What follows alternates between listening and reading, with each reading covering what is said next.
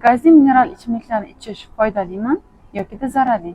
Albatta, men hozir oddiy suv haqida gapirishyapman.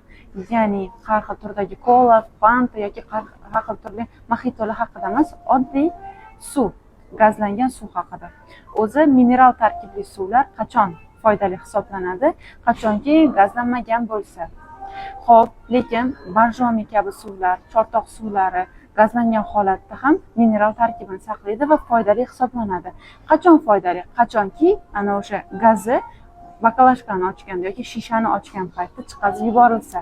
Bu nimasi bilan foydali? Chunki gaz bu mineral moddalarni faqatgina suv ichida to'plash, ya'ni u iste'molgacha bo'lgan vaqtda mineralni saqlashga yordam beradi.